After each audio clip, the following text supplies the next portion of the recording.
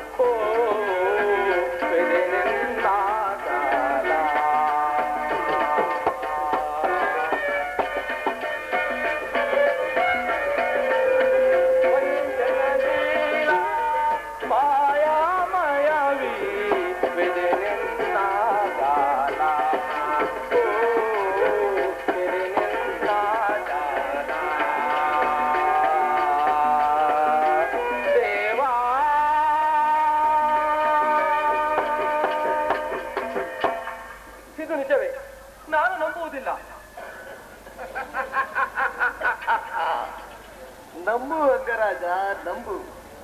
ಕರ್ಣನ ಉದಾರ ಹೃದಯವನ್ನು ತಿಳಿದ ಆ ಕೌರವರು ಈ ರೀತಿ ನಿರ್ಭಯದಿಂದ ನಡೆಯುವುದರಲ್ಲಿ ಆಶ್ಚರ್ಯವೇನು?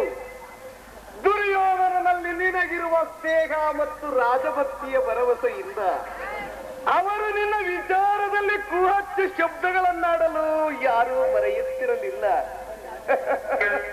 ದುರ್ಯೋಧನನು ಇವೆಲ್ಲವನ್ನು ಕೇಳಿದರು, ಕೇಳದವನಂತೆ ಸುಮ್ಮನಿದ್ದನು. ಕರ್ಣ, ನಿನ್ನನ್ನು ನೋಡಿದರೆ ನನಗೆಷ್ಟೊಂದು ದುಃಖವಾಗುತ್ತಿದೆ. ಏನು ದೇಹದಲ್ಲಿ ವಂಚನೆ, ನಿಜವಾಗಿಯೂ ನನ್ನ ರಕ್ತವೂ ಕುದಿಯುತ್ತಿರುವುದು. ಶಕುನಿ, ಏನು ನಡೆಯಿತು? ಮರೆಮಾಚಿದೆ ಹೇಳು. ನೀನು ಕೃಷ್ಣನೊಡನೆ ನೀನು ರಥಸಭೆಯಿಂದ ಹೊರಗೆ ಹೋದ ಕೂಡಲೇ ಮೂರ್ಛಿತನಾಗಿದ್ದ ದುರ್ಯೋಧನನು ಎಚ್ಚೆತ್ತನು. ಅವನಾಗ ಆರ್ಭಟಿಸುತ್ತ ಕ್ರೋಧದಿಂದ ಬುದ್ಧಿ ಹೋದವನಾಗಿ ಭೀಷ್ಮ ದ್ರೋಣಾದಿಗಳನ್ನು ಪಾಂಡವ ಪಕ್ಷದವರೆಂದು ನಿಂದಿಸಿದನು. ಕಡೆಗೆ ಪಾಂಡವರೊಡನೆ ಕರ್ಣ, ಅಸೂಯೆಯಿಂದ ಅವನು ಆ ರೀತಿ ಹೇಳಿರಲಾರ. ಆದರೂ ಅವನ ಮಾತಿನಿಂದ ನಿನ್ನ ಸೇನಾಧಿಪತ್ಯದ ಆಸೆ ಭಂಗವಾಯಿತು. ಏನು, ನಾನು ಯಾವಾಗಲೂ ಸೈನ್ಯಾಧಿಪತ್ಯಕ್ಕೆ ಆಶಿಸುವವರಲ್ಲ. ಆದರೆ ನನ್ನ ದುರ್ಯೋಧನೆಯ ವಿರುದ್ಧ ವಿಶ್ವಾಸವನ್ನು ಚಲಿಸುವಂತೆ ಮಾಡಿದವರು ಯಾರು? ಕೃಷ್ಣನೊಡನೆ ಹೋದೆಯಷ್ಟೇ ಆ ಭೀಷ್ಮನು ಈ ಸಂಗತಿಯನ್ನು ದುರ್ಯೋಧನನಿಗೆ ತಿಳಿಸಿದಂತಿದೆ. ತಂತ್ರಿಯಾದ ಕೃಷ್ಣನ ಸವಿನುಡಿಗಳಿಗೆ ನೀನು ವಶನಾದೆಯೋ ಏನೋ ಎಂದು ಅವನ ಸಂದೇಶ. ಗುರುಕುಲದ ಅರಸರು ಈ ಕರ್ಣನ ಸ್ವಾಮಿನಿಷ್ಠೆಯನ್ನು ತಿಳಿದಿಲ್ಲವೇ? ತಿಳಿದಿರುವರು ಕರ್ಣ. ಆದರೇನು, ನಿನಗೂ ಕೃಷ್ಣನಿಗೂ ನಡೆದ ಮಾತಿನ ರಹಸ್ಯವನ್ನು ತಿಳಿಯದ ಹೊರತು ನಿನಗೆ ಸೇನಾಧಿಪತ್ಯವನ್ನು ಕೊಡಕೂಡದೆಂದು ನಿರ್ಧಾರವಾಯಿತು. ಇದಕ್ಕೆ ಕಾರಣವನು ಆ ಭೀಷ್ಮನೇ. ಯಾರಾದರೂ ಆಗಲಿ, ಸಭೆಯಲ್ಲಿ ಕೆಲವರು ನಿನ್ನನ್ನು ತುಚ್ಛೀಕರಿಸಿ ಮಾತನಾಡಲು ಅವರು ಹಿಂಜರಿಯುತ್ತಿರಲಿಲ್ಲ. ಅವರು ಏನು ಹೇಳಿದರು? ಛೀ ಛೀ ಛೀ, ಆ ದುರ್ಬೋಧನೆಯನ್ನು ನಾನು ನುಡಿಯಲಾರಿಲ್ಲ. ಆದರೂ ಎತ್ತವಿಲ್ಲ. ಸೂತ ಕುಲದಲ್ಲಿ ಹುಟ್ಟಿದ ನೀಚನಿಗೆ ಸ್ವಾಮಿ ಭಕ್ತಿಯಲ್ಲಿ ಹೋಗು, ಹಾಗೆ ಹೀಗೆ ಎಂದು ನಿನ್ನನ್ನು ಬಹುವಾಗಿ ನಿಂದಿಸಿರೋದು. ಅಯ್ಯೋ ಶಕುನಿ, ಈ ಕಠೋರವಾದ ವಾಕ್ಯಗಳನ್ನು ಕೇಳಲಾರೆ. ಏನು, ಸೂತ ಕುಲದಲ್ಲಿ ಹುಟ್ಟಿದವರು ರಾಜಭಕ್ತರಾಗಬಾರದೆ? ವಿಧಾತನು ಮಾನವ ಜಾತಿಯ ಸದ್ಗುಣಗಳೆಲ್ಲವನ್ನು ಉಚ್ಚ ಕುಲದವರೆಗೆ ಮೀಸಲಾಗಿದ್ದಾನೆ. ಶಕುನಿ, ಈ ಅವಮಾನವನ್ನು ನಾನು ಎಷ್ಟು ದಿನ ಸಹಿಸಲಿ? ಚಿಕ್ಕಂದಿನಲ್ಲಿ ಹುಡುಗರು ಸೂತ ಪುತ್ರ ಎಂದು ನನ್ನ ಸಂಗಡ ಆಡುತ್ತಿರಲಿಲ್ಲ. ನನ್ನನ್ನು ಮುಟ್ಟುವುದು ದೋಷವೆಂದೇ ತಿಳಿದಿದ್ದರು. ನಾನು ಹೇಗಾಗಿ ಕಣ್ಣೀರು ಸುರಿಸುತ್ತಾ ಹೃದಯದ ವೇದನೆಯನ್ನು ಜಗತ್ಕರ್ತನಲ್ಲಿ ಭಿನ್ನವಿಸಿಕೊಳ್ಳುತ್ತಿದ್ದೆ. ಹೇ ಪರಮೇಶ್ವರ, ನನ್ನ ಯಾವ ಪಾಪಕ್ಕಾಗಿ ಈ ಸೂತ ಕುಲಕ್ಕೆ ತಳ್ಳಿದೆ ಎಂದು ಆ ದಿನಗಳು ಕಳೆದವು. ತಿಳಿವು ಮೂಡಿತು. ಜನ್ಮವು ಅಕಸ್ಮಾತ್ ಘಟನೆ. ಗುಣವೇ ಮಾನವರ ಸರ್ವಸ್ವವೆಂದು ತಿಳಿದೆ. ನನ್ನ ಮಾನವಮಾನಗಳು ಗುಣವನ್ನಲ್ಲವೆಂದು ಕುಲವನ್ನಲ್ಲವೆಂದು ನಿಶ್ಚಯಿಸಿದೆ. ಸಾತ್ವ ಶಕ್ತಿಯಿಂದ, ಪ್ರಯತ್ನ ವಿಶೇಷದಿಂದ, ದೈವಬಲಿಂದ ನನಗೆ ರಾಜಸ್ಥಾನದ ಸ್ಥಾನಮಾನವು ದೊರೆತವು. ನಾನಿಂದು ಅಂಗ ದೇಶದ ಅರಸು, ಗುರು ಸಾಮ್ರಾಜ್ಯ ಮಾಂಡಲಿಕ. ಆದರೆ ಈಗಲೂ ನನ್ನ ಜನ್ಮದ ದುಷ್ಟಭೂತ ನನ್ನನ್ನು ಬಿಟ್ಟಿಲ್ಲ. ಈ ಪ್ರತಿಷ್ಠಾಪರರಾದ ಕಾರ್ಯದ ಸಕಲ್ಪಿತ ಮರ್ಯಾದೆಯನ್ನು ಹೊರದೂಡ ಹೊರತು ಈ ಭಾರತಕ್ಕೆ ನಿಸ್ಸಾರವಿಲ್ಲ. ದುರ್ಯೋಧನನು ನಿನ್ನ ಅವಾಚ್ಯ ಸ್ನೇಹವನ್ನು ನಿರಾಕರಿಸಿದುದರ ಪ್ರತಿಕಾರ ನಿನ್ನ ಕೈಯಲ್ಲಿದೆ. ಭೀಷ್ಮನು ಯುದ್ಧದಲ್ಲಿ ಪರಾಜಿತನಾಗುವವರೆಗೂ ನಾನು ಶಸ್ತ್ರಧಾರಣ ಮಾಡುವುದಿಲ್ಲವೆಂದು ನೀನು ಶಪಥ ಮಾಡು. ಏನು? ಆಗ ತಿಳಿಯಲಿ ಕೌರವರು ಕರ್ಣನ ಅಸ್ತ್ರಕೌಶಲದ ಅಭಾವವು ಎಂತಹ ಅನರ್ಥಕಾರಿ ಎಂಬುದನ್ನ. ಏನು, ಎಲ್ಲರೂ ಯುದ್ಧದಲ್ಲಿ ನಿರತವಾಗಿರುವಾಗ ನಾನು ಹೇಡಿಯಂತೆ ಮನೆಯಲ್ಲಿ ಕುಳಿತುಕೊಳ್ಳುವ ನನ್ನಿಂದ ಸಾಧ್ಯವಿಲ್ಲ. ಬೇರೆ ಉಪಾಯವಿಲ್ಲ ಅಂಗಾಧಿಪತಿ. ಯುದ್ಧ ಕ್ಷೇತ್ರದಲ್ಲಿ ಅವಮಾನಿತನಾಗುವ ಇಚ್ಛೆ ಇದ್ದರೆ ಶಸ್ತ್ರಧಾರಣ ಮಾಡು. ಏಕೆಂದರೆ ಶಲ್ಯ ದ್ರೋಣಾದಿಗಳು ನಿನಗೆ ಇದಕ್ಕಿಂತ ಹೆಚ್ಚಿಗೆ ಅಪಮಾನ ಮಾಡಲು ಯೋಚಿಸಿರುವಂತಿದೆ. ಗುರುಜನರ ಮೇಲಿನ ಭಕ್ತಿಯಿಂದ ದುರ್ಯೋಧನನು ಈ ವಿಚಾರದಲ್ಲಿ ಸಾತಸ್ಯ ಭಾವ ವಹಿಸುವನು. ದುರ್ಯೋಧನಿಗೆ ಇಂತಹ ಪರಿವರ್ತನೆ ಆದ ಮೇಲೆ ನಾನು ಯಾರಿಗೋಸ್ಕರ ಯುದ್ಧ ಮಾಡಿದೆ? ಸರಿಯಾಗಿ ಹೇಳಿದೆ. ಭೀಷ್ಮರು ಪರಾಜಿತನಾಗುವವರೆಗೂ ನಾನು ಅಸ್ತ್ರಗಳನ್ನು ಇದೇ ಸ್ವಪ್ನವೇನು ಕಾಣಿಸ್ತದ? ನಿನಗೊಂದು ಸಂತೋಷ, ಅದನ್ನು ತಿಳಿಸುವುದಕ್ಕೋಸ್ಕರವಾಗಿ ನಾನು ಬಹಳ ಒತ್ತಾರವಿಲ್ಲ ರಾಜ. ಆದರೆ ಇಲ್ಲಿ ಒಂದು ಕ್ಷಣವು ನಿಲ್ಲುವ ಪ್ರವೃತ್ತಿಯೋ ನನಗಿಲ್ಲ. ಆದರೆ ಪುನಃ ನೋಡುವೆನು, ಆಗ ನನ್ನ ಶಪಥವೇನೆಂದು ತಿಳಿಯೋದು. ನಾನಿನ್ನು ಬರುತ್ತೇನೆ. ನಿಲ್ಲು ಕೇಳು, ನಿಲ್ಲು. ನಿನಗೊಂದು ಸಂತೋಷದ ಸುದ್ದಿ ಇರುವುದು, ಅದನ್ನು ತಿಳಿಸಲೋಸ್ಕರವಾಗಿಯೇ ನಾನು ಇಲ್ಲಿಗೆ ಬಂದೆನು. ಕ್ಷಮಿಸು ಮಿತ್ರ. ಹಾಗೆನ ಮತ್ತೆ ಪದಮೇತರಾಗಿ ಪಶುಗಳಂತೆ ಜೀವಿಸುವ ಈ ಸೂತ ಕುಲದವರಿಗೆ ಸಂತೋಷದ ಸುದ್ದಿಯಲ್ಲಿದೆ. ನಾನಿನ್ನು ಬರುತ್ತೇನೆ.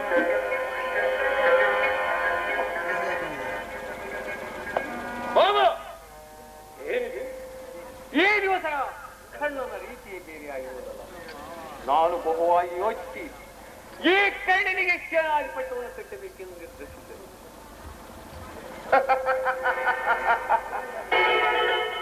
ಕರ್ಣನಿಗೆ ಸೇನಾಧಿಪತ್ಯವೇ? ಇದೇನು ಪ್ರಯೋಜನ? ಇದೇನು ಪರಿಹಾಸವೇ ಕೌರವೇಶ್ವರ? ಏಕೆ? ಕರ್ಣನು ಶೂರಪುತ್ರನಲ್ಲವೇ? ಇರಬಹುದು. ಆದರವನನ್ನು ಸೇನಾಧಿಪತಿಯನ್ನಾಗಿ ಮಾಡುವುದರಿಂದ ಎಷ್ಟು ಜನರ ಅಪಮಾನವಾಗುತ್ತಿದೆ ಎಂಬುದನ್ನು ಯೋಚಿಸಿದೆಯಾ? ಭಾರ್ಗವ ವಿಜಯಾದ ಭೀಷ್ಮ, ಶಸ್ತ್ರಾಚಾರ್ಯನಾದ ದ್ರೋಣ, ಕೃತವರ್ಮ, ಕೃಪಾಚಾರ್ಯ ಇಂತಹ ಉತ್ತಮ ವರ್ಣದ ಮಹಾರಥಿಕರನ್ನು ಬಿಟ್ಟು ಆ ಸೂತಕುಲದಲ್ಲಿ ಹುಟ್ಟಿದ ಕರ್ಣನಿಗೆ ಸೇನಾಧಿಪತ್ಯವೇ? ದುರ್ಯೋಧನ ಕುಲ ಮರ್ಯಾದೆಯನ್ನು ಧಿಕ್ಕರಿಸುವುದರಿಂದ ಅನರ್ಥಕ್ಕೆ ಎಡೆಯಾಗುವುದೆಂಬುದನ್ನು ನೀನು ಮರೆಯಬೇಡ. ಪಾಂಡವರು ಅಂತರಂಗದಲ್ಲಿ ಭೀಷ್ಮಾದಿಗಳು ಪಾಂಡವರ ಪಕ್ಷಪಾತಿಗಳು. ಅವರು ಅಸಮಾಧಾನಗೊಂಡರೆ ನಿನ್ನನ್ನು ಕೂಡ ತೆಗೆಸಲು ಹಿಂದೆಗೆಯುವುದಿಲ್ಲ. ಅಲ್ಲದೆ ಕರ್ಣನು ಇದೀಗ ಶಪಥ ಮಾಡಿದ್ದಾನೆ. ನೀನೇನಾದರೂ ಆ ಕರ್ಣನಿಗೆ ಸೇನಾಧಿಪತ್ಯವನ್ನು ಒಪ್ಪಿಸಿದರೆ ಅವನು ಈ ಶಪಥವನ್ನು ಮೀರಿ ನಿರ್ವಹಿಸುವಂತಿಲ್ಲ. ಇದರಿಂದ ಭೀಷ್ಮಾದಿಗಳು ಕೋಪಗೊಳ್ಳುವರು. ನಿಧಾನವಾಗಿ ಯೋಚಿಸು ಕುರುರಾಜ. ಇದಕ್ಕೆ ಮಾಡುವುದೇನು? ಈಗ ಚಿಂತಿಸುವ ಸಮಯವಿಲ್ಲ. ಈಗಲೇ ಹೋಗಿ ಆ ಕುರುಪಿತಾಮಹನನ್ನು ನೋಡು. ಯೋಧನ ಯುದ್ಧವು ಸನ್ನಿಹಿತವಾಗಿದೆ. ಈಗ ಚಿಂತಿಸುವ ಸಮಯವಿಲ್ಲ. ಹಾಗೆ ಹಾಗೆ ಹೋಗಲಿ ಸಹೋದರ.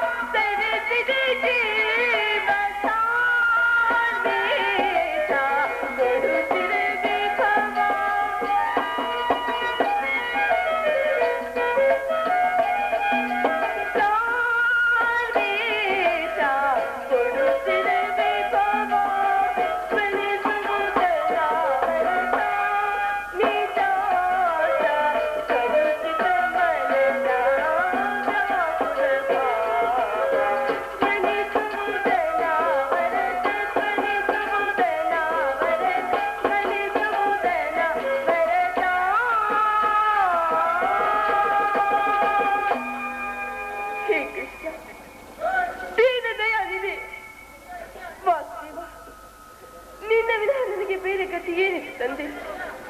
ಆತ್ಮೀಯ ಸ್ವಜನರಿಂದ ಪರಿಚಯಿಸಲ್ಪಟ್ಟನು. ನನ್ನ ಪತಿಗಳು ನನ್ನನ್ನು ಭೋಗ್ಯದ ವಸ್ತುವಿನಂತೆ ದ್ಯೂತದಲ್ಲಿ ಪಡವಾಗಿ ಸೋತದ್ದಾಯಿತು. ಹಸ್ತಿನಾವತಿ ರಾಜಸಭೆಯಲ್ಲಿ ಸರ್ವರ ಸಮಕ್ಷಮದಲ್ಲಿ ಆ ದುಶ್ಯಾಸನದಿಂದ ಅಪಮಾನಿತಳಾದೆನು. ಅನಾಥ ಭಿಕ್ಷುಕಿಯಂತೆ ಕಾಡಿನಿಂದ ಕಾಡಿಗೆ ಅಲೆದದ್ದಾಯಿತು. ಇನ್ನು ನನ್ನ ಕಷ್ಟಗಳು ತೀರದವೆಂದುಕೊಂಡರೆ ಹೆಜ್ಜೆ ಹೆಜ್ಜೆಗೂ ಅಪಮಾನ. ಹೇ ಕೃಷ್ಣ, ಇನ್ನು ಈ ಪಾಂಚಾಲ್ಯ ಹಣೆಯಲ್ಲಿ ಅದಿನ್ನೇನಿದೆ ದೇವ?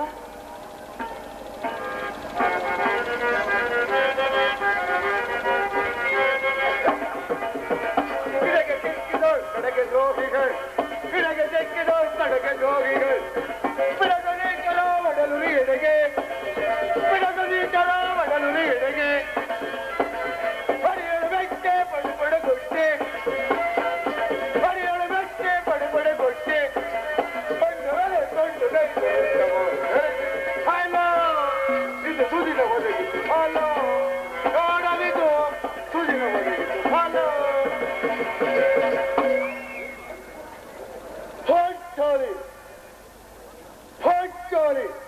ಇವಳೇ ಈ ರೀತಿ ಚಿಂತಾಮಗ್ನವಾಗಿರುವಳಲ್ಲ? ಪ್ರಿಯತ್ತಮೆ, ಏನೋಯಿತು? ನಿಷ್ಕಾರಣವಾಗಿ ಏಕೆ ಹೇಳುತ್ತೇವೆ? ನಾನು ನಿಷ್ಕಾರಣವಾಗಿ ಹೇಳುತ್ತಿಲ್ಲ ಪ್ರಭು. ಈ ಪಾಂಚಾಲ್ಯ ಅಳಿವಿಗೆ ಒಂದಲ್ಲ 10 ಕಾರಣಗಳಿವೆ. ನೀವು ಪುರುಷರು, ನಿಮಗೆ ಯಾರಾದರೂ ದುರ್ವಾಕ್ಯಗಳನ್ನಾಡಿದಾಗ ನೀವು ಪ್ರತಿಕಾರ ಮಾಡಲು ಸಾಧ್ಯ. ಹೆಣ್ಣಿನ ಜೀವನ ಹಾಗಲ್ಲ. ತನ್ನ ಅನ್ನವಸ್ತ್ರಾದಿಗಳಿಗಾಗಿ ನಿಮ್ಮಂಥವರನ್ನು ಆಶ್ರಯಿಸಬೇಕು. ತನ್ನ ಆತ್ಮರಕ್ಷಣೆ ಕಾಪಾಡಿಕೊಳ್ಳಲು ಮತ್ತೊಬ್ಬರ ಆಶ್ರಯಿಸಬೇಕು. ಹೇ ಕೃಷ್ಣ, ಇಂತಹ ಅಪರಾಧಿನ ಸ್ತ್ರೀ ಜಾತಿ ನಿಮಗೆ ಇದಕ್ಕಾಗಿ ಸೃಷ್ಟಿಸಿದೆ ದೇವ.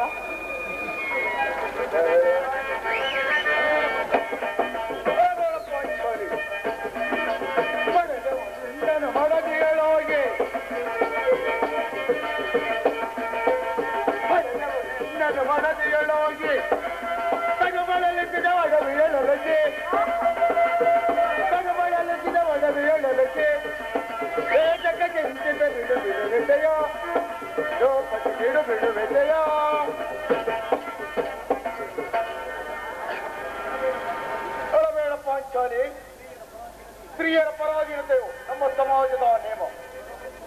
ಭಗವಂತರು ಪರಾದ ಋಷಿಗಳ ಆಜ್ಞೆ. ಏನು? ಪತ್ನಿಯನ್ನು ದ್ಯೋತದಲ್ಲಿ ಪಣವಾಗಿ ಸೋಲುವಂತೆ 6 ಋಷಿಗಳೇ ಆಜ್ಞೆ ಮಾಡಿದ್ದರಲ್ಲವೇ? ಪತಿಗಳಿಂದಲೇ ನೀವೇ ಪತಿಗಳು ತಪಸ್ಸು ಮಾಡಿ ಪಡೆಯಬೇಕು ನಿಮ್ಮಂತಹ ಬಲವಾದ ಪತಿಗಳೆಂದು. ಅಣ್ಣನ ಒಂದು ದಿನದ ಅವಿವೇಕದಿಂದ ಈ ನಿಂದನೆಯವರೆಗೂ ನಮಗೆ ಸಾಯವರೆಗೂ ತಪ್ಪಿದ್ದಲ್ಲ. ದ್ರೌಪದಿ, ಪ್ರಿಯತ್ತಮೆ, ಅಣ್ಣನ ಅಪರಾಧವನ್ನು ಕ್ಷಮಿಸಿಬಿಡು ಎಂದು ಎಷ್ಟು ಬಾರಿ ನಿನ್ನಲ್ಲಿ ಹೇಳಿ ನಾನು ಬೇಡಿಕೊಂಡಿಲ್ಲ. ಹೋಗಿತ್ತು ಹೋಗಿ ಹೋಯಿತು, ಅದನ್ನು ಮರೆತು ಬಿಡಬಾರದೆ. ಈಗ ಏಕೆ ಹೀಗಾಗಿರುವೆ? ಹೇಳುವೆನು ನಾಥ. ಅದರಿಂದ ಆಗುವ ಪ್ರಯೋಜನವಾದರೇನಿದೆ ಹೇಳು? ಇಷ್ಟೇ ಆಗಲಿ ನೀನು ನಿಮ್ಮಣ್ಣನ ಆಜ್ಞಾಧಾರಕನು. ನಿಮ್ಮಣ್ಣನ ಆಜ್ಞೆ ಹೊರತಾಗಿ ಅದು ಇಂದಿನ ಮಾತು. ನಾನೀಗ ಆಜ್ಞಾಧಾರಕನು ಅಲ್ಲ. ಸ್ವಾಮಿ, ಹಾಗಿದ್ದ ಮೇಲೆ ಕೇಳು ನಾಥ. ಈ ದಿನ ಹಸ್ತಿನಾಂಬೆ ದೇವಾಲಯಕ್ಕೆ ಹೋಗಿದ್ದೆ. ಅಲ್ಲಿಗೆ ಆ ಸುಯೋಧನ ಪತ್ನಿಯಾದ ಭಾನುಮತಿಯು ಬಂದಿದ್ದಳು. ಅವಳು ನನ್ನನ್ನು ನೋಡಿ ಹಾಸ್ಯ ಮಾಡಿ ನಗುತ್ತಾ, ನಿನ್ನ ಪತಿಗಳ ವಾಸಕ್ಕಾಗಿ 5 ಗ್ರಾಮಗಳನ್ನು ಕೇಳಲು ದೂತನನ್ನು ಕಳಿಸಿದ್ದಾರೆ. ಇನ್ನೇನು ಸಂಧಿಯೂ ಆಗಬಹುದು.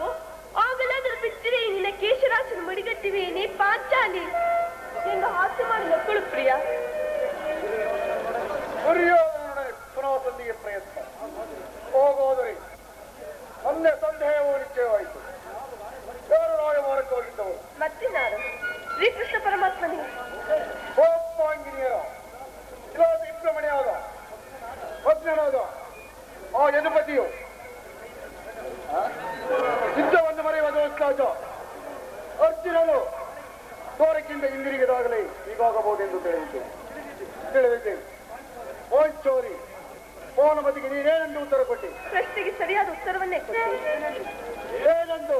ಕಟ್ಟಿದ ನಿನ್ನ ಮುಡಿಯನ್ನು ಬಿಡಿಸುವ ತನಕ ಬಿಟ್ಟಿನ ನನ್ನ ಕೇಶರಾಶಿಯನ್ನು ಮುಡಿಗಟ್ಟುವುದಿಲ್ಲ. ಪಾಂಚಾಲಿ, ಚಮತ್ಕಾರವಾದ ಉತ್ತರವನ್ನೇ ಕೊಟ್ಟಿದೆ. ಪಾಂಚಾಲಿ, ನಮ್ಮ ನೀನು ನಮ್ಮ ಸಂಗಡ ಕದನ ಆಡುವುದರಲ್ಲಿ ನಿನ್ನ ಚಂದ್ರತೆಯನ್ನು ಮುಗಿಸಿಕೊಂಡೆ ಎಂದುಕೊಂಡಿದ್ದೆ. ಸ್ವಾಮಿ, ತಮಗೆ ನೆನಪಿದೆಯೇನು? ಬಿಟ್ಟಿದೆ ನನ್ನ ಕೇಶರಾಶಿಯನ್ನು ನೋಡಿ ಗುರುಕುಲಾಂತಕ ಕಾಳರಾತ್ರಿ ಸಂಬೋಧಿಸಿದ್ದೆ. ಹಾ, ಮತ್ತೆ ಹೇಳಿದೆ. ಪುರಾಣವನ್ನು ನಿಂಕೆರಳಿಸಬೇಡ. ಕೊಟ್ಟ ವಾಕ್ಯಗಳನ್ನು ಕೇಳ, ಆಡಿದ ಮಾತುಗಳನ್ನು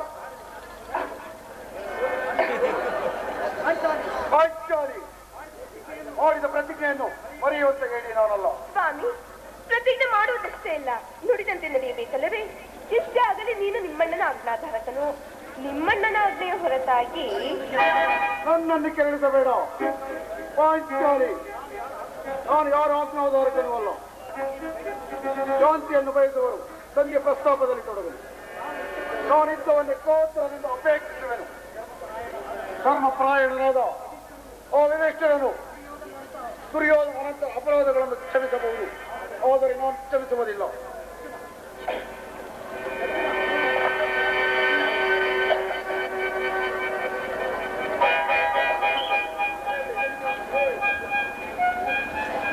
ನೋಡುವಣ್ಣ, ಭೀಮಸೇನನು ಆಗಲಿ ಸಂಧಿಯ ಪ್ರಸ್ತಾಪವನ್ನು ತಿಳಿದು ಕೆರಳಿದ ಸಿಂಹನಂತೆ ವಿಶ್ರಮಿಸುತ್ತಿದ್ದಾನೆ. ಇವನನ್ನು ಸಮಾಧಾನಪಡಿಸಲು ನಿನ್ನ ವಿನಃ ಮತ್ತಾರು ಶಕ್ತರಲ್ಲ.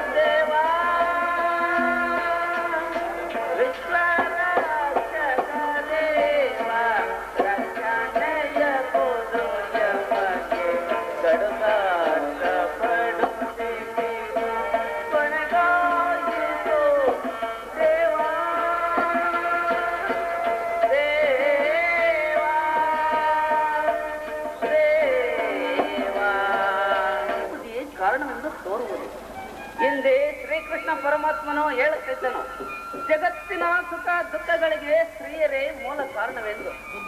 ಅರ್ಜುನ, ಆ ನನ್ನ ತಮ್ಮನ ಅರ್ಜುನ ಕೌರವ ಯುದ್ಧಕ್ಕಿಂತ ಈ ನನ್ನ ತಮ್ಮನ ಕೋಪವನ್ನು ಶಮನ ಮಾಡುವುದೇ ನನಗೆ ದುಸ್ಸಾಧ್ಯವಾಗಿದೆ. ನನ್ನಲ್ಲಿ ಕೋಪವೇ? Yes.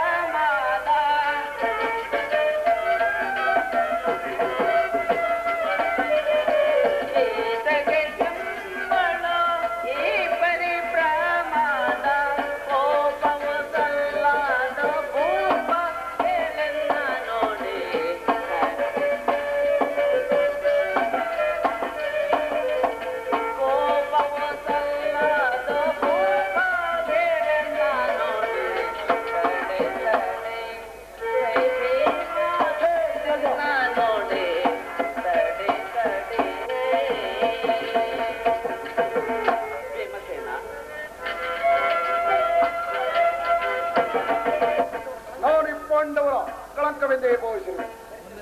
ದರಿದ್ರ ಭಿಕ್ಷಿಕರಂತೆ ಕಂಡವರ ಮನೆಯ ಬಾಗಿಲಲ್ಲಿ ಸಂಧಿ ಯೋಚನೆ ಮಾಡಲು ನಮ್ಮನ್ನು ಪಾಂಡವರ ಪುತ್ರರಾಗಿ ಪಡೆಯಲಿಲ್ಲ. ಈ ಅಪಮಾನವು ನಿಮಗೆ ಸಹಿಯಾಗಿ ಕಾಣಬಹುದು, ಆದರೆ ಇನ್ನು ಒಂದು ಕ್ಷಣವೂ ಸಹ ನಾನಿಲ್ಲಿರುವುದಿಲ್ಲ. ಯುದ್ಧಕ್ಕಾಗಿ ನಿಮ್ಮ ಅನುಮತಿಯನ್ನೇ ಆಗಲಿ, ಅರ್ಜುನನ ಸಹಾಯವನ್ನೇ ಆಗಲಿ, ನಿಮ್ಮನ್ನು ಯಾವುದನ್ನು ಅಪೇಕ್ಷಿಸುವನಲ್ಲ. ನಾನು ನನ್ನ ಈ ಗದೆ ಈ ಎರಡೇ ಕುಲವನ್ನು ಸಂಪೂರ್ಣವಾಗಿ ಸಂಪೂರ್ಣ ಮಾಡಬಹುದು. ನೀವು ನಿಶ್ಚಿಂತರಾಗಿ ಸಂಜೆ ಪ್ರಸ್ತಾಪವನ್ನೇ ಮಾಡಬೇಕು. ನೋರಿಂದ ಬರಬೇಕು.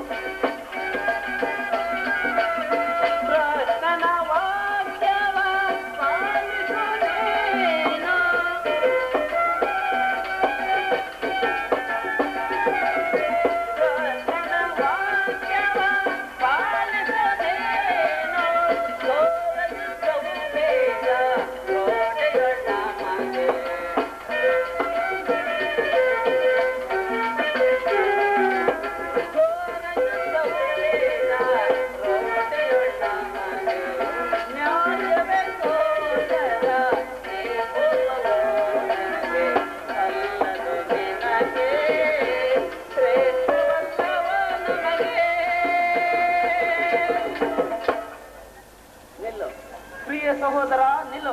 ನಿನ್ನ ಕೋಪವನ್ನು ತಡೆಯುವ ಶಕ್ತಿಯೂ ನನ್ನಲ್ಲಿಲ್ಲ. ಕೋಪ ಮಾಡಬೇಡ. ಧರ್ಮರಾಯರು ನಮಗಿಂತ ಹಿರಿಯವರು. ಅವನ ಇಷ್ಟಕ್ಕೆ ವಿರುದ್ಧವಾಗಿ ಯುದ್ಧವನ್ನು ಪ್ರಾರಂಭಿಸುವುದು ನನಗೆ ಅನುಚಿತ. ಇದಕ್ಕೆ ಏನು ಹೇಳಿದೆ ಪಾಂಚಾಲಿ? ನೀತಿಯಿಂದ ಹಂಬಲಿಸುತ್ತಾ ಕ್ಷೇತ್ರ ನೀತಿಯನ್ನು ಮರೆಯುವುದು ತಮಗೆಲ್ಲರಿಗೂ ಉಚಿತವೆನಿಸುತ್ತದೆ. ಪಾಂಚಾಲಿ, ಯುದ್ಧದಂತೆ ಶಾಂತಿ ರಕ್ಷಣೆಯು ಕ್ಷತ್ರಿಯ ಕರ್ತವ್ಯ.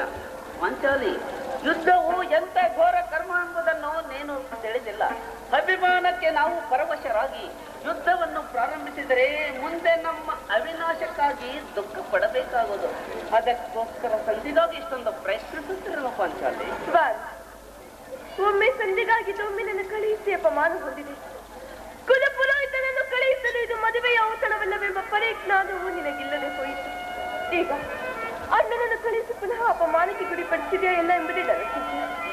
ಏನೇ ಕೋಲಾಹಲ! ಜೈ ಕೃಷ್ಣ, ಜೈ ಯದುಪತಿ.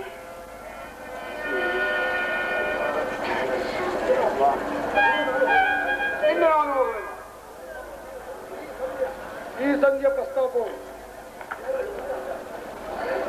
ಕೇಳುವುದರಿಂದ ಯಾವ ಪ್ರಯೋಜನವೂ ಇಲ್ಲ. ನಿಮ್ಮ ಇಷ್ಟದಂತೆ ನೀವು ನಮಗೆ ತೋರಿಸನ್ನು ನಾನು ಮಾಡುವುದು. ಸ್ವಲ್ಪ ತಡೆ. ಅರ್ಥ ನೋಡು, ಕೃಷ್ಣನು ನಗುತ್ತಾ ಇತ್ತಲೇ ಬರುತ್ತಿದ್ದಾನೆ. ಆತನಿಗೆ ಸಂಜೆ ಸಮಾಚಾರ ಹೇಳಿದ ಬಳಿಕ ನಿನ್ನಿಷ್ಟದಂತೆ ಮಾಡುತ್ತೀನಿ. ಆಗಬಹುದಲ್ಲವೇ?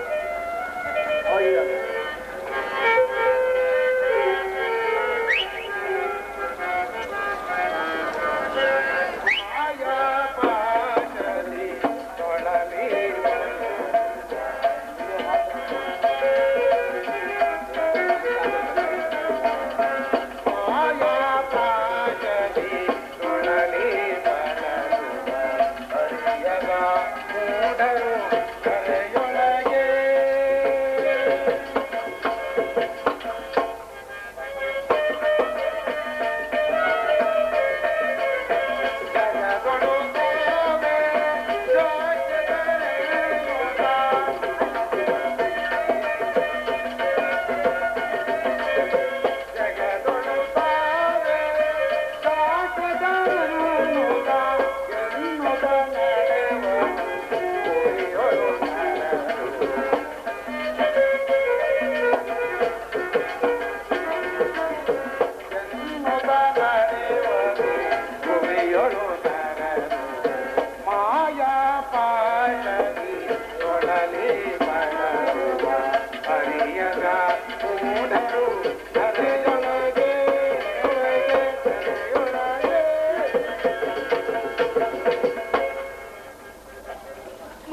ಅಣ್ಣ ನಾನಿನ್ನ ಕಾಣುವೆ.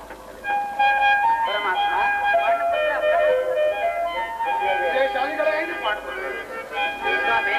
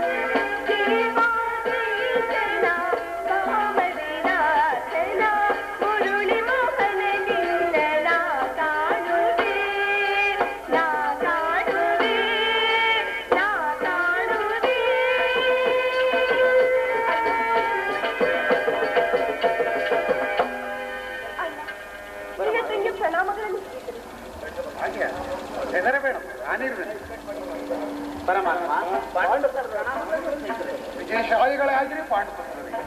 ಸ್ವಾಮಿ ಈ ಪೀಠದಲ್ಲಿ ಕುಳಿತುಕೊಳ್ಳಿರಿ. ಸ್ವಾಮಿ ಹೋದ ಕರೆವಿನಾಯಿ ಹೋದವರಾರು ಅಲ್ಲವೇ? ಅಂದರೆ ಎಲ್ಲವೂ ಸಮರ್ಪಕವಾಗಿಯೇ ನಡೆಯಿತು. ಭೀಷ್ಮಾದಿಗಳು ನನ್ನನ್ನು ಬಹುವಾಗಿ ಸನ್ಮಾನಿಸಿದರು.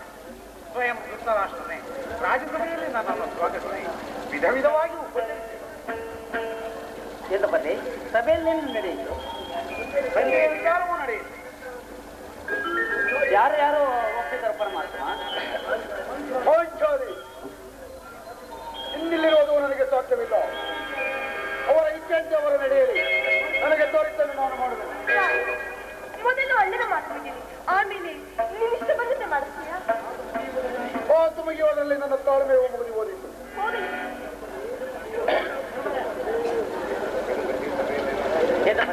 ಸಭೆಯಲ್ಲೇನು ನಡೆಯಿತು? ಧರ್ಮದ ಎಲ್ಲವೂ ತಕ್ಕ ರೀತಿಯಲ್ಲಿ ನಾನು ನಿರೀಕ್ಷಿಸಿದಂತೆಯೇ ನಡೆಯಿತು. ನಾನಿಂದ ತಡೆಯಲಾರೆ. ರುಕ್ಮಣೀಪತಿ, ಈ ಸಮಸ್ಯೆಯ ಮಾತುಗಳು ನನಗೆ ಇನ್ನೇನು ಬೇಡ.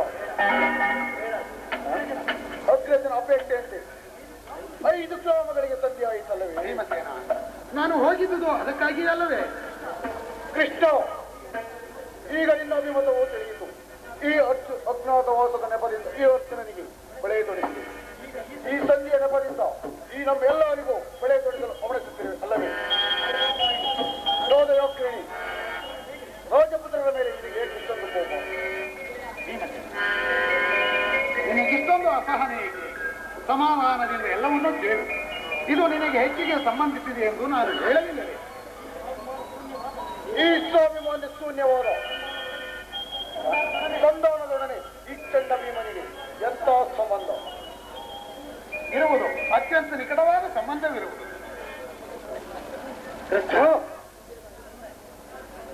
ಕೃಷ್ಣ, ಒಂದೇನಾಯ್ತು? ಧರ್ಮರಾಜ, ರಾಜ್ಯಸಭೆಯಲ್ಲಿ ನಿಮ್ಮ ಸಂದೇಶವನ್ನು ತಿಳಿಸಿದರು. ಅವರೆಲ್ಲರೂ ಒಪ್ಪಿದರು. ಯಾರು ಯಾರು ಒಪ್ಪಿದರು? ಭೀಷ್ಮ, ದ್ರೋಣ, ಧೃತರಾಷ್ಟ್ರನೇ ಮುಂತಾದವರು. ಇನ್ನು ನನಗೆ ಇಲ್ಲಿ ಕೆಲಸವಿಲ್ಲ. ಈ ದುರ್ವಾರ್ತೆಯನ್ನು ಕೇಳಬೇಕೆಂದುವರೇ ನಿನ್ನ ಇಚ್ಛೆಯಾಗಿತ್ತು. ಅದನ್ನು ಸಾಧಿಸಿದೆ ಕೃಷ್ಣ. ಸಾರಿನ ಹೊರಡುವೆನು. ಸಹೋದರರೇ, ನಿಮ್ಮ ಪೌರುಷದ ಫಲವು ನಿಮಗೆ ಬಂಧಿಸಿರಿ. ಭೀಮನು ಅದರಲ್ಲಿ ಯಾವ ಭಾಗವನ್ನು ಅಪೇಕ್ಷಿಸುವನಲ್ಲ. ಯೋಗ್ಯ ಸೈನಿ, ನೀನು ನಿರಾಶರಾಗಬೇಡ. ಭೀಮನು ಬದುಕಿದ್ದರೆ ನಿನ್ನ ಶೇಡನ್ನು ತೀರಿಸಿಕೊಳ್ಳುವನು. ಬರುತ್ತೇನೆ. ಭೀಮ, ನೀನು ನಿಜವಾಗಿಯೂ ಹಿಡಿಂಬಾಪತಿ. ಇಷ್ಟೊಂದು ಕೋಪವಿರದಿದ್ದರೆ ಆ ರಕ್ಕಸಿಯನ್ನಾಳುವುದು ಹೇಗೆ ಸಾಧ್ಯ? ಸ್ವಲ್ಪ ಸಮಾಧಾನವನ್ನು ತಂದುಕೊಂಡು ನನ್ನ ಮಾತನ್ನು ಪೂರ್ಣವಾಗಿ ಕೇಳು. ಕೃಷ್ಣ, ನನ್ನನ್ನು ಸುಮ್ಮನೆ ಕಾಡಬೇಡ. ಈ ಸಂಧಿಯ ಸುದ್ದಿಯು ನನಗೊಪ್ಪದು. ನಿನಗೊಬ್ಬ ವಿಚಾರವೂ ಹೊಂದಿರುವುದು. ಭೀಮಸೇನ, ಆ ದುರ್ಯೋಧನನು ನಿನಗೊಂದು ಸಂದೇಶವನ್ನು ಕಳುಹಿಸಿರುವುದು. ದುರ್ಯೋಧನನ ಸಂದೇಶ? ಹಾಗಾದರೆ ಅದರ ಉದ್ದೇಶವು ಸಂಧಿಯಲ್ಲ.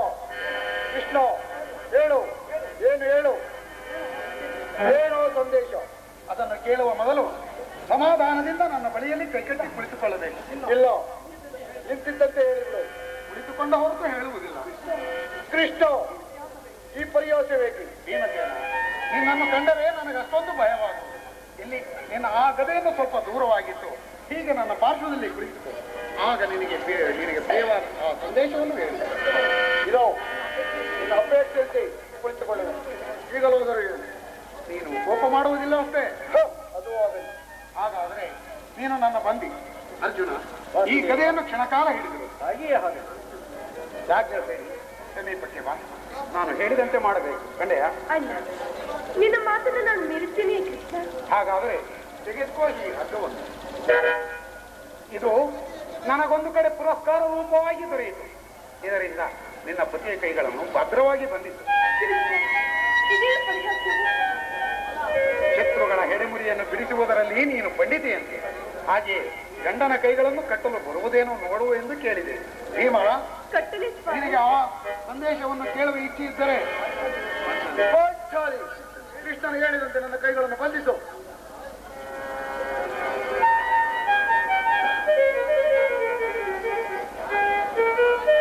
ಈಗ ಕೇಳಿರಿ ಎಲ್ಲರೂ. ಭೀಮಸೇನ, ಯಾಜ್ಞಾಸೇನಿ, ಧರ್ಮನಂದನ, ಕಿರೀಟಿ ಎಲ್ಲರೂ ನನ್ನ ಮಾತನ್ನು ಕೇಳಿದೆ. ಭೀಮಸೇನನನ್ನು ಬಂಧಿಸಿರುವ ಈ ಹಗ್ಗವು ಈ ದಿನ ರಾಜ್ಯಸಭೆಯಲ್ಲಿ ನನ್ನ ಅಂಗಾಂಗಗಳನ್ನು ಬಂಧಿಸಲು ಅನುವಾಗಿತ್ತು. ಯಾರ್ಯಾರು ಈ ಕಾರ್ಯವನ್ನು ಮಾಡಿದವರು? ಏನು ಹೇಳಿದೆ ಕೃಷ್ಣ? ಈ ಹಗ್ಗದಿಂದ ನಿನ್ನನ್ನು ಬಂಧಿಸಲ್ಪಟ್ಟರೆ ಗೌರವತುರೋತ್ತಮರು ದುರಭಿಮಾನಿಯಾದ ದುರ್ಯೋಧನನು ಆಜ್ಞೆ ಮಾಡಿದನು. ದುರಾಚಾರಿಯಾದ ಅವನ ತಮ್ಮ ದುಶ್ಯಾಸನನ್ನು ನಡೆಸಿದನು. ಇಂತಹ ಸಾಹಸ ಮತ್ತಾರಿಂದ ಸಾಧ್ಯ? ಸೈನಿ, ನನ್ನ ಕೈಗಳನ್ನು ಬಿಚ್ಚು. ಈ ನೀಚ ಕೃತ್ಯದಿಂದ ದುರ್ಯೋಧನನ ದುರಾಭಿಮಾನವು ಶಿಖರವನ್ನು ಮುಟ್ಟಿತು. ನಮ್ಮ ಪ್ರಿಯ ಬಂಧುವಾದ ಕೃಷ್ಣನನ್ನು, ಯೋಧಯೋಗ್ರಣಿಯನ್ನು ನಮ್ಮ ಪಾಂಡವರ ರಾಯಭಾರಿಯನ್ನು ಓಕುಲ್ಲಿ ಕೌರವರು ಬಂಧಿಸಿದರೆ ಅಗ್ರಜ ಧನಂಜಯ ಇದಕ್ಕೆ ನಿಮ್ಮ ಉತ್ತರವೇನು? ಎಷ್ಟು ಮಾತ್ರವಲ್ಲ, ಆ ದುರ್ಯೋಧನನು ಸಂಧಾನಕ್ಕೆ ಕೊಟ್ಟ ಉತ್ತರವನ್ನು ಕೇಳಿರಿ. 5 ಮಾರು ಭೂಮಿಯನ್ನು ಕೊಡಲು ಸಮ್ಮತಿಸಲಿಲ್ಲ. ನೀವು ಸಂಧಿಯನ್ನು ಅಪೇಕ್ಷಿಸುವುದಾದರೆ ಅದು ರಣಾಂಗಣದಲ್ಲಿ ಶಸ್ತ್ರಾಸ್ತ್ರಗಳ ಆಸ್ಪಾಲದಲ್ಲಿ ದೊರೆಯುವುದಂತೆ.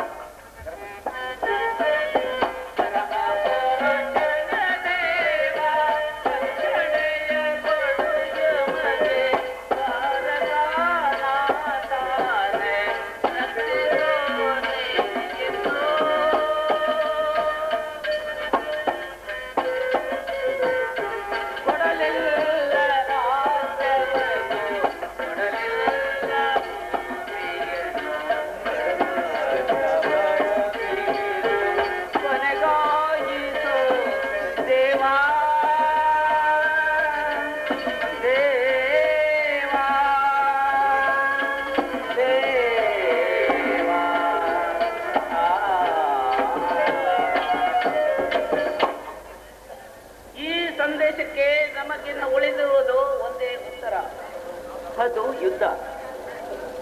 ಕೃಷ್ಣ, ನೀನೇ ತಿಳಿದಿರುವೆ, ನನ್ನ ಸರ್ವ ಪ್ರಯತ್ನಗಳನ್ನು ವಿಫಲವಾಗಿ ಮಾಡಿ ಮುಂದೆ ಬಂದು ನಿಂತಿರುವುದೇ ಯುದ್ಧ. ನನ್ನ ಸರ್ವಸ್ನಲ್ಲೂ ವಿಫಲವಾಗಿ ಈ ರೀತಿ ನಾಗಿರುವುದೇ ಪರಮಾತ್ಮ.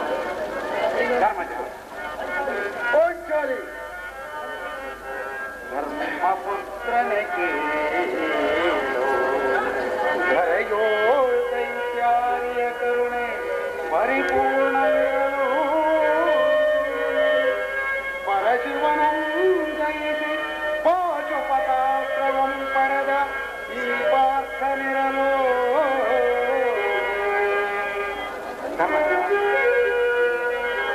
ನರವರನು ಕರಿಯೇರಿ ಖರದಿ ಖಡ್ಗವ ತೆರೆದು ದುರಭಿ ನಿಮ್ಮನು ದೇವ ದೊರಗಡುಂಟೆ.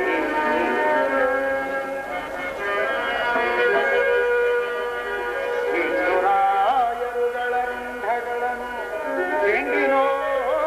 ಚೆಂಡಿನೋಪಾದಿಯಲ್ಲಿ ನಭೋ ಮಂಡಲಕ್ಕೆ ತೂರಿ ಗಂಡುಗಲ್ಗಳ ಗಂಡ ಅನುಕೂಲ ಪ್ರಚಂಡ ಈ ಭೀಮಸೇನನಿರಲು.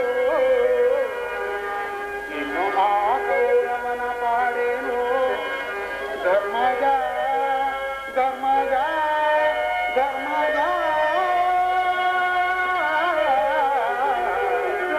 ಧರ್ಮಜ. ಧರ್ಮಪುತ್ರ, ಹೀಗಿರುವಾಗ ನೀನು ಭಯಪಡುವ ಕಾರಣದಲ್ಲಿ ಆದ್ದರಿಂದ ಯುದ್ಧಕ್ಕೆ ಸಿದ್ಧರಾಗಿ ಸಮಸ್ತರೂ ನಡೆಯಿರಿ. ಬಿಚ್ಚು ನನ್ನ ಕೈಗಳನ್ನು. ಬೇಡ ಬೇಡ, ನಾನೇ ಬಿಚ್ಚಿಕೊಳ್ಳುವೆನು. ಎಲ್ಲಿ ನನ್ನ ಗದೆ, ಎಲ್ಲಿ ನನ್ನ ಗದೆ? ಎಲ್ಲರೂ ಕೇಳಿ ನನ್ನ ಪ್ರತಿಜ್ಞೆಯನ್ನು. ಆ ದಿನ ದುರ್ಯೋಧನ ಒಟ್ಟೋಲಗದಲ್ಲಿ ನನ್ನ ದುರ್ದೈವವು ಪ್ರಮಾವಧಿಯನ್ನು ಮುಟ್ಟಿದಾಗ ಉಚ್ಚೋದರಿಂದ ಅಪಮಾನ ಹೊಂದಿ ಕಣ್ಣೀರಿಡುತ್ತ ಮುಕ್ತ ಕೇಸಿಯಾಗಿ ಪಾಂಡವರ ಅಪಕೀರ್ತಿ ರೂಪುಗೊಂಡಂತೆ ನಿಂತಿದ್ದ ಈ ಪಾಂಚಾಲ ರಾಜನ ಮುಂದಿಗೆ ಸಮ್ಮುಖದಲ್ಲಿ ನಾನು ಪ್ರತಿಜ್ಞೆಯನ್ನು ಮಾಡಿದರು. ಹೀಗಿದ್ದ ಮೊದಲೇ ಪುನಃ ಪ್ರತಿಜ್ಞೆ ಮಾಡುವುದು. ಎಲ್ಲರೂ ನಾನಿನ್ನು ಬರುವುದು.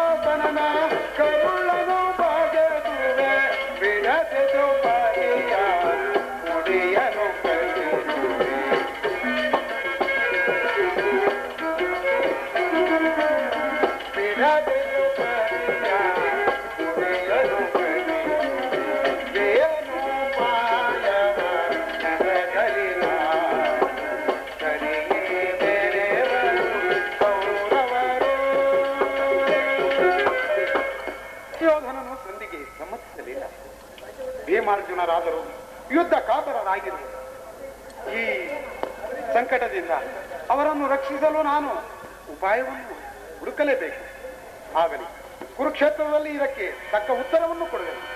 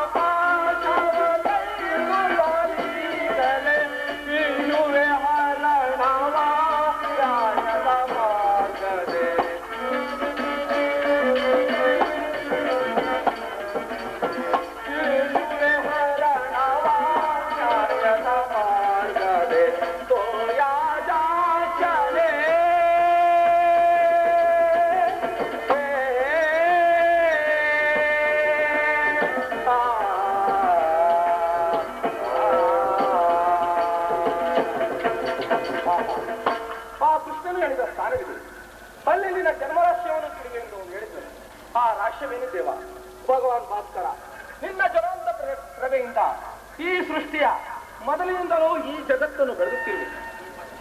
ಖಂಡಿತವಾಗಿಯೂ ನೀನು ಆ ಸಂದೇಶವನ್ನು ತಿಳಿದಿರಬೇಕು. ಸಂದೇಶ ಅಂಧಕಾರದಿಂದ ನನ್ನನ್ನು ಉದ್ಧರಿಸು ದೇವ.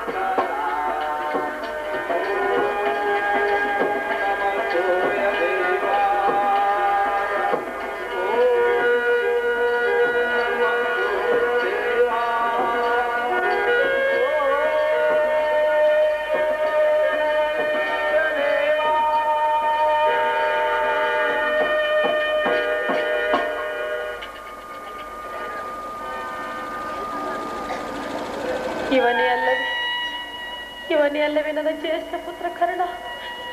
ಇವನನ್ನು ನಾನು ಹೇಗೆ ಮಾತನಾಡಿಸಲಿ?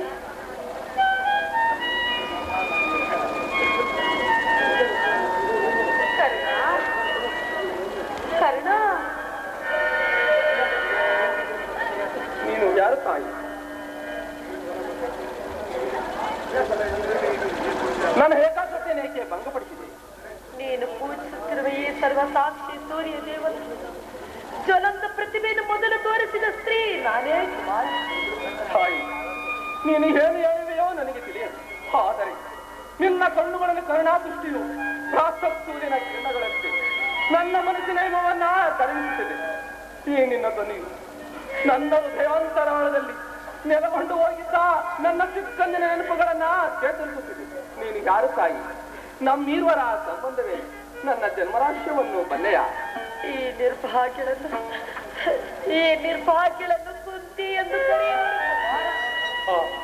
ಕುಂತಿ ಅರ್ಜುನನ ತಾಯಿ. ಹೌದು, ಅರ್ಜುನನ ತಾಯಿ, ನಿನ್ನ ಶತ್ರುವಿನ ತಾಯಿ. ಆದರೆ ಅದಕ್ಕಾಗಿ ನೀನು ನನ್ನನ್ನು ದ್ವೇಷಿಸಬೇಡ. ಹಸ್ತಿನಾವತಿಯ ಗರಡಿ ಆಟದ ಆ ದಿನವೂ ನನಗಿನ್ನು ಚೆನ್ನಾಗಿ ನೆನಪಿನಲ್ಲಿದೆ. ಆ ದಿನ ನೀರು ವೀರ ದರ್ಪದಿಂದ ರಂಗವನ್ನು ಪ್ರವೇಶಿಸಿ ಅರ್ಜುನನನ್ನು ಅಸ್ತ್ರಯುದ್ಧಕ್ಕೆಂದು ಕರೆದೆ. ಆಗ ರಾಜ ಮಹಿಳೆಯರೊಡನೆ ಆಟವನ್ನು ನೋಡುತ್ತಾ ಕುಳಿತಿದ್ದ ಈ ಕುಂತಿಯ ಹೃದಯ ಆನಂದದಿಂದ ತುಂಬಿ ತುಳುಕಾಡಿತು ಕುಮಾರ. ಆದರೇನು, ಸೂತ ಕುಲದವನಾದ ನಿನ್ನೊಂದಿಗೆ ಅರ್ಜುನನು ಕಾದಲಾಗಲಿಲ್ಲ. ಆಚಾರ್ಯ ದ್ರೋಣರು ನಿನ್ನನ್ನು ನಿಷೇಧಿಸಿದಾಗ ನಿನಗಾದ ಅಪಮಾನಕ್ಕೆ ನಾನು ನೀರವವಾಗಿ ಕಣ್ಣೀರು ಸುರಿಸಿದೆ. ಆಗ ಸುಯೋಧನನು ನಿನ್ನ ಪಕ್ಷವನ್ನು ನಿನ್ನನ್ನು ಅಂಗರಾಜನ ಸಾಮಂತರನ್ನಾಗಿ ಮಾಡಿದನು. ಅಪ್ರಾಕೃತವಾಗಿ ದೊರಕಿದ ರಾಜ ಮುಕುಟದ ಸನ್ಮಾನವನ್ನ ಭಕ್ತಿ ಉಪಹಾರವಾಗಿ ನೀನು ಅತಿರಥನ ಚರಣಗಳಿಗೆ ಸಮರ್ಪಿಸಿದೆ. ಆದರೆ ನನ್ನ ಮಕ್ಕಳಾದ ಪಾಂಡವರು ಅದನ್ನು ನೋಡಿ ಹಾಸ್ಯ ಮಾಡಿ ಕೇಕೆ ಹಾಕಿ ನಕ್ಕರು. ಆದರೆ ಈ ಕುಂತಿಯು ಮಾತ್ರ ನಿನ್ನ ಪಿತೃಭಕ್ತಿಯ ಉಚ್ಚಾರಣದಿಂದ ಪ್ರೀತಳಾದಳು ಕುಮಾರ, ಪ್ರೀತಳಾದಳು. ರಾಜಮಾತೆ, ಏಕಾಂಗಿನಿಯಾಗಿ ಈ ಗಂಗಾದೇವಿಗೆ ಏಕೆ ಬಂದೆ? ನಿನ್ನಲ್ಲಿ ನನ್ನದೊಂದು ಭಿಕ್ಷೆ ಇರುವುದು ಕುಮಾರ. ನಿನ್ನ ಅಭಿಷ್ಟವೇನು ತಾಯಿ? ಶಾಸ್ತ್ರಧರ್ಮಕ್ಕೆ ವಿರುದ್ಧವಲ್ಲದಿರುವುದನ್ನು ಏನನ್ನಾದರೂ ಕೇಳಿ ಆನಂದದಿಂದ ನಿನ್ನ ಹಡಿದಾವರಿಗೆ ಅರ್ಪಿಸುವೆನು.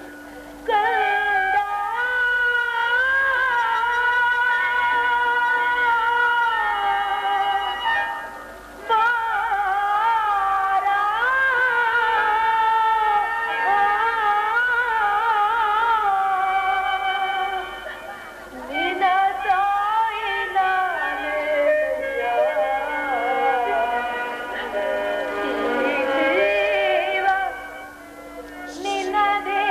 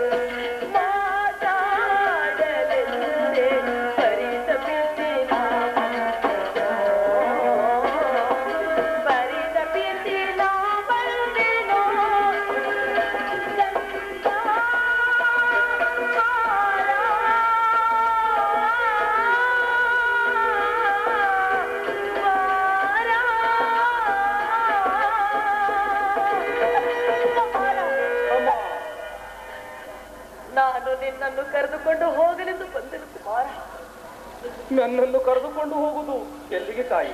ನನ್ನ ಹೃದಯ ಪೀಠಕ್ಕೆ. ಹಾಳು ಕುಂತಿಯ ಹೃದಯವು ನಿನ್ನ ಪ್ರೀತಿಗಾಗಿ ಹಾರೈಸುತ್ತಿರುವುದು ಕುಮಾರ. ಅಮ್ಮ, 5 ಜನ ವೀರಪುತ್ರರನ್ನು ಪಡೆದ ಭಾಗ್ಯವತಿ ಇದ್ದೇನೆ. ಈ ನಿನ್ನ ಹೃದಯದಲ್ಲಿ ಕುಲದ ಸೂತ ಪುತ್ರರಿಗೆ ಸ್ಥಾನವಿರುವುದೇ? ಆ ಸ್ಥಾನ ಆ 5 ಜನ ವೀರಪುತ್ರರ ಮೊದಲಲ್ಲಿ ಕುಮಾರ. ಅಮ್ಮ, ಯಾವ ಅಧಿಕಾರದಿಂದ ಅಂತ ಸ್ಥಾನವನ್ನು ಹೊಂದುವೆನಮ್ಮ, ಹೊಂದುವೆನು? ದೇವರು ಕೊಟ್ಟ ನಿನ್ನ ಜನ್ಮದ ನಿರ್ವಿವಾದ ಅಧಿಕಾರದ ಬಲದಿಂದ ನೀನೇ ನನ್ನ ಜ್ಯೇಷ್ಠ ಪುತ್ರನು. ನಾನೇ ನಿನ್ನನ್ನು ಪಡೆದ ತಾಯಿಯ ಕುಮಾರ. ಕನಸೇ ದೇವ, ಎತ್ತ ತಾಯಿಯಿಂದ ತೆಗೆಸಲ್ಪಟ್ಟವನಾಗಿ ಅತಿರಥನಿಗೆ ಗಂಗಾಜಲದಲ್ಲಿ ಸಿಕ್ಕಿದನೆಂದು ಜನರು ಹೇಳುತ್ತಿದ್ದರು. ನನ್ನ ಕಳೆದು ಹೋದ ತಾಯಿ ಕೆಲವು ವೇಳೆ ಕನಸಿನಲ್ಲಿ ಕುಂಠವತಿಯಾಗಿ ಕಾಣಿಸಿಕೊಳ್ಳುತ್ತಿದ್ದಳು.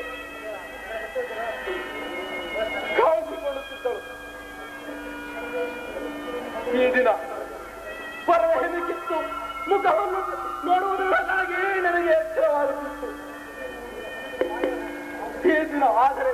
ಈ ದಿನ ಕನಸಿನ ಮಹಾಯಾರೂಪವು ಮೂರ್ತಿ ಹೊತ್ತಾಗಿ ನನ್ನ ಕಣ್ಣೆದುರಿಗೆ ಬಂದು ನಿಂತಿರುತ್ತದೆ.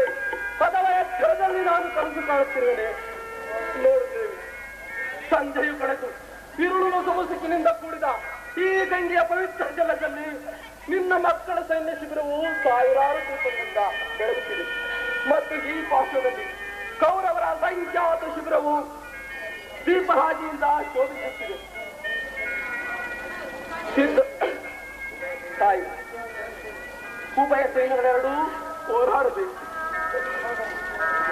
ಇಂದಿನ ರಾತ್ರಿ ನನ್ನ ಶತ್ರುವಾದ ಅರ್ಜುನನ ತಾಯಿಯು ನನ್ನ ಬಳಿಗೆ ಬಂದು ಅವಳ ಧೀರವಾಣಿಯಿಂದ ನನ್ನ ಮನಸ್ಸಿನ ಪ್ರಸಕ್ತ ಮಾತೃ ಪ್ರೇಮವನ್ನು ಎಚ್ಚರಿಸುತ್ತಿದ್ದಳು.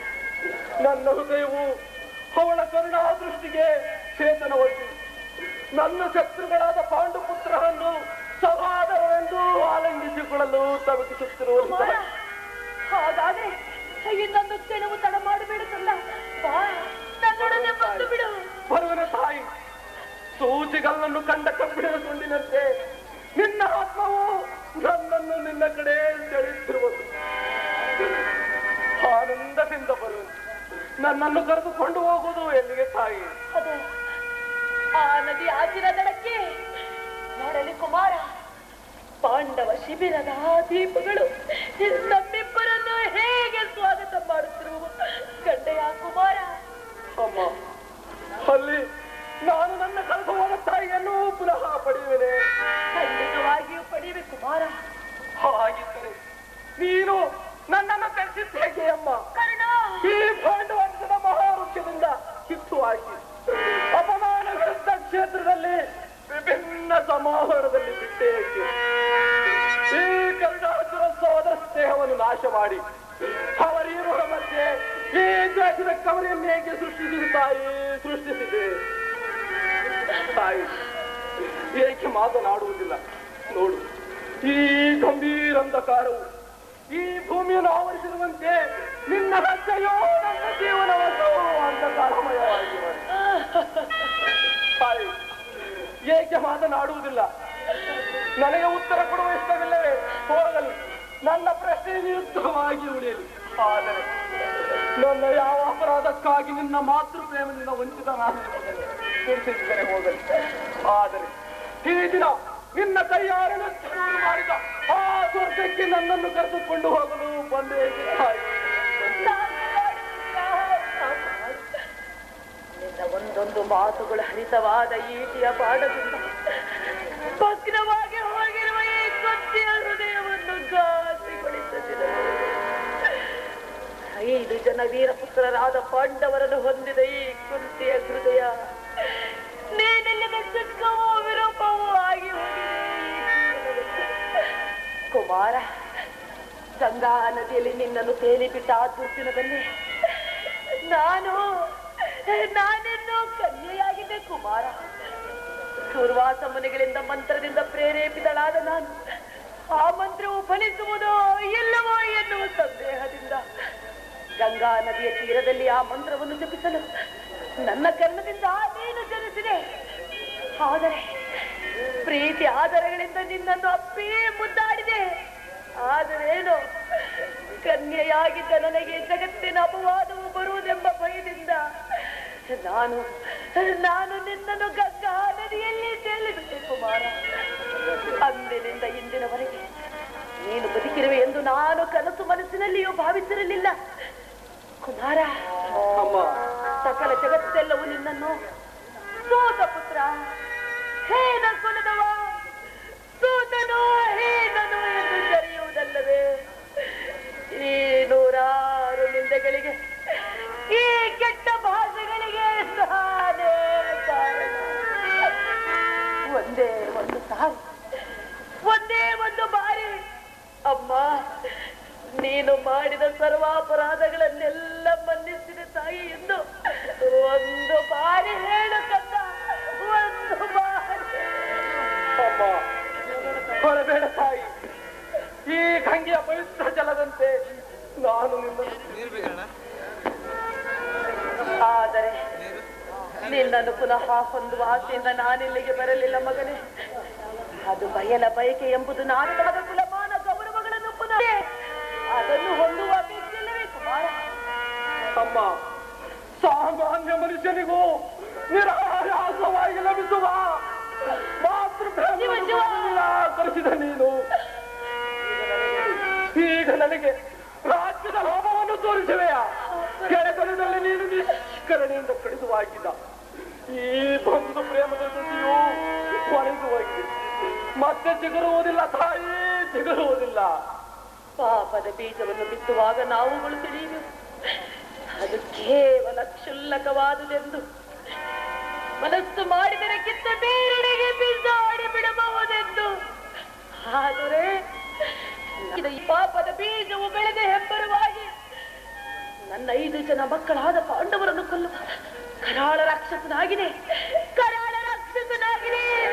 ಹೇಳುವಿದೆಯೇ ಇವನಿಗಾಗಿ ನನ್ನ 5 ಜನ ಮಕ್ಕಳನ್ನು ಬಲಿ ಕೊಡಲೇ? ಇಲ್ಲ ಇಲ್ಲ, ಇವನ ಉಳಿವಿಗಾಗಿ 5 ಜನ ಮಕ್ಕಳ ಉಳಿವಿಗಾಗಿ ಇವನನ್ನು ಬಲಿ ಕೊಡಲೇ? ಹೇಳು, ಈ ನಿರ್ಣಯವನ್ನು ನೀನೇ ಮಾಡು.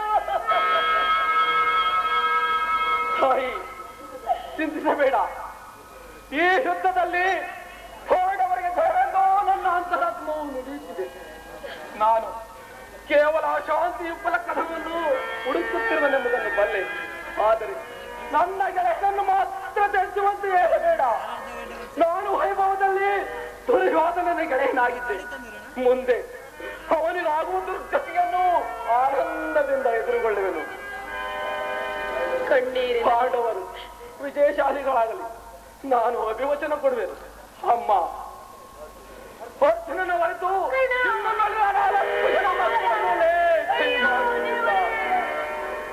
ನೀನು ನಿರ್ದಯಳಾಗಿ ಪ್ರಪಂಚದ ಅಪಮಾನ ಆವರ್ತಕ್ಕೆ ಅನಾಥ ಶಿಶುವಿನಂತೆ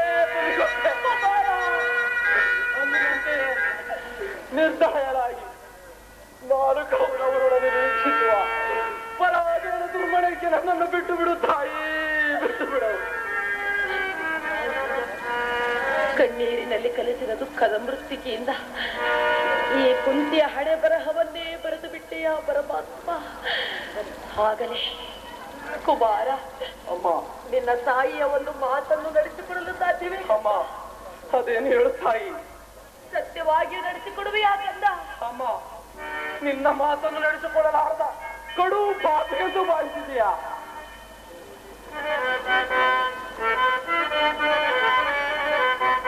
ನುಡಿದುದ ಎಡೆಯಿಸಲಾರದ ಕುಮಾರ, ಅಮ್ಮ, ನುಡಿದುದ ನಡೆಯಿಸಲಾರದ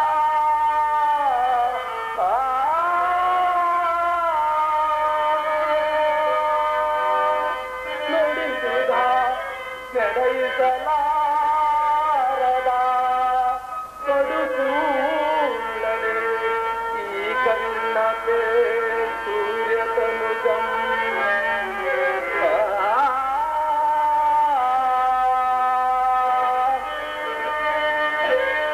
ಬಿಡು ಬಿಡು ಚಿಂತೆಯ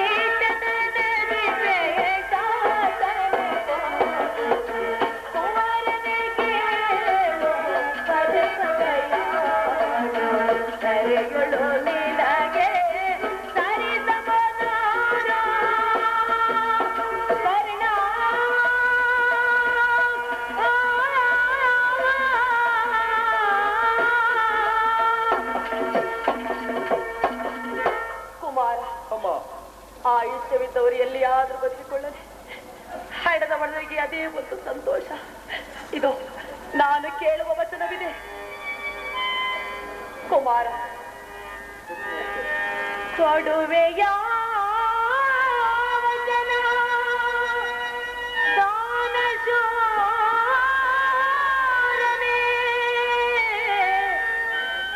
ಮಾತೆಯ ಜನ್ಮ ಮೊರೆಯಾಲಿಸಿ ನೀ ನಡೆಸುವೆಯ.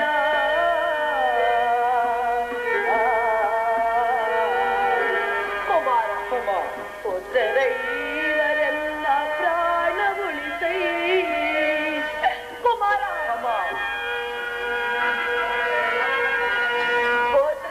ಪುತ್ರರೈವರೆಲ್ಲ ಪ್ರಾಣ ಉಳಿಸೈ. ಆದರೆ ದೊಡ್ಡ ಬಾಣ ತೊಡೆದಿರು ಮಗನೇ, ಮರದಿಯ ದೊಡೆನ ತೊರೆಯುವೆ ಹರಣ. ಕರುಣ ಕರುಣ ಕರುಣ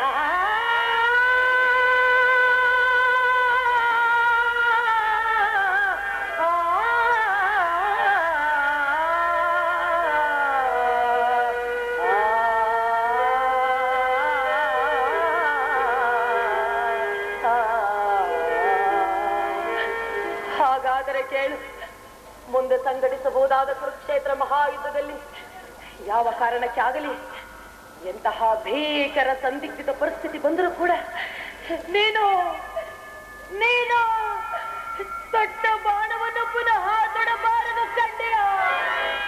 ಆಗಬಹುದು ಜನನಿ, ಆಗಬಹುದು. ಸುಯೋಧನ, ನೀನು ಹೇಗೆಂದಿರಲೇ ಕೆಟ್ಟೆ.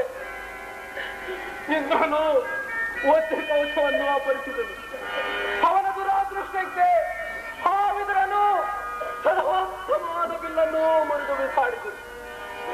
ಈಗ ನನ್ನ ಹೆತ್ತ ತಾಯಿ ನನ್ನ ಬಳಿಗೆ ಬಂದು ಅವಳ ಧೀರವಾಣಿಯಿಂದ ದೊಡ್ಡ ಬಾಣವನ್ನು ತೊಡಬೇಡವೆಂದು ವಾಗ್ದಾನ ಪಡೆದಿರುವಳು. ಆಗಲಿ, ಪ್ರಪಂಚ ದೈವ ಎಲ್ಲರೂ ಸಜ್ಜು ಮಾಡುವುದು. ನಾನು ಪೌರುಷವಿರುವ ಹೋರಾಡಿ ನನ್ನ ಸ್ವಾಮಿಗೋಸ್ಕರ ಮಡಿಯುವನು. ಅಮ್ಮ, ಕೃಷ್ಣನ ಗುಡಿನ ಅಪಾಯವೂ ಫಲಿಸಿತು. ನನಗೆ ಈ ಯುದ್ಧದಲ್ಲಿ ಜಯವಿಲ್ಲ. ನಿಮ್ಮೆಲ್ಲರೂ ಸಂತೋಷವಿದ್ದಂತಾಗಲಿ. ಅಮ್ಮ, ನನ್ನದೊಂದು ಮಾತನ್ನು ನಡೆಸಿಕೊಡದೆ ತಾಯಿ. ಹೇಳು ಕಂದ, ಅದಾವ ಮಾತು ಹೇಳು ಮಗನೇ. ಅಮ್ಮ, ಈ ಯುದ್ಧ ಮುಗಿಯುವವರೆಗೂ ನಾನು ನಿಮ್ಮ ಮಗನೆಂಬ ವಿಚಾರವನ್ನು ಯಾರಿಗೂ ಹೇಳಬೇಡ ತಾಯಿ. ಏತಕ್ಕಾಗಿ ಕುಮಾರ? ಅರ್ಜುನನಿಂದ ನಾನೇ ಮೃತ್ಯು ಹೊಂದಿದರು, ನನ್ನಿಂದ ಅರ್ಜುನನೇ ಮೃತ್ಯು ಹೊಂದಿದರು. ನಿನಗೆ 5 ಮಕ್ಕಳು ಉಳಿಯುವರು. ದೈವವಶ ಈ ಯುದ್ಧದಲ್ಲಿ ನಾನೇನಾದರೂ ಮೃತ್ಯು ಹೊಂದಿದರೆ ಆ ಸತ್ಯಸಂಧನಾದ ಧರ್ಮರಾಯನ ಕೈಯಿಂದ ನನ್ನ ಅಂತ್ಯಕ್ರಿಯೆಗಳನ್ನು ನಡೆಸಿಕೊಡಬೇಕೆಂದು ಬೇಡುವರು ತಾಯಿ. ಶಿವ ಶಿವ, ಇಷ್ಟೊಂದು ಧರ್ಮ ಸಂಘಟನಾಚಿಗಳಿಂದ ಈ ಕೆಟ್ಟ ಸಾಮ್ರಾಜ್ಯ ಉಳಿಯುವುದಾದ್ರೆ ಇಂತಹ ಸಾಮ್ರಾಜ್ಯಕ್ಕೆ, ಇಂತಹ ಸರ್ವಾಧಿಕಾರಕ್ಕೆ ಶತಾಧಿಕ ಧಿಕ್ಕಾರವಿರಲಿ, ಶತಾಧಿಕ ಧಿಕ್ಕಾರ.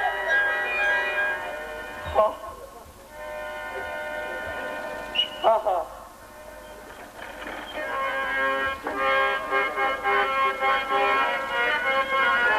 ಕೊಲ್ಲಲೇ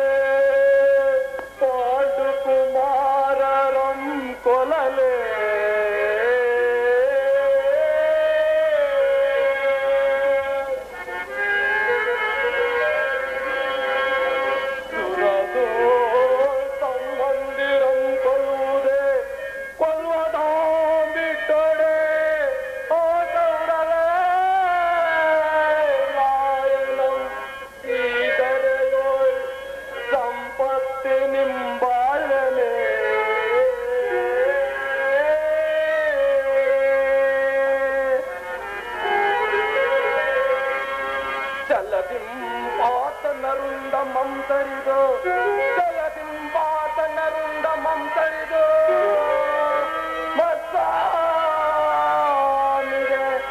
ಆನಂದವಂ ಸಲಿಸಲ್ಕಾದರೆ ಆತನಗೋ ಪಾರಸರಕ್ಕೆ ಸುತ್ತಾಗಲೇ ಸಾಯಲೇ ಮಂಗಲ ಸ್ವರಬೋದ್ರಲ್ಲಿ ಮಿಳಿತವಾಗುವುದು. ಪ್ರಾತಃ ಕಾಲದ ಸೂರ್ಯ ದೇವನನ್ನು ಒಂದು ಸಲದ ತಲೆ ಎತ್ತಿ ನೋಡಿದಾಗ ಆಕಾಶದಿಂದ 106 ಧೂಮಕೇತುಗಳಿಗೆ ಭೂಮಿ ಕುಸಿಯಿತು. ಈ ಎಲ್ಲಾ ದುರ್ನಿಮಿತ್ತುಗಳ ಅರ್ಥವೇನು? ಇವು ನನ್ನ ಮಕ್ಕಳಿಗೆ ಯಾವ ಮಂಗಲವನ್ನು ಸೂಚನೆ ಮಾಡುತ್ತಿವೆ? ಈ ದಿನ ಕುರುಕ್ಷೇತ್ರದ ಮತ್ಯಾವ ಅನರ್ಥ ಪರಂಪರೆಯು ಪ್ರಾರಂಭವಾಗುವುದು ದೇವ.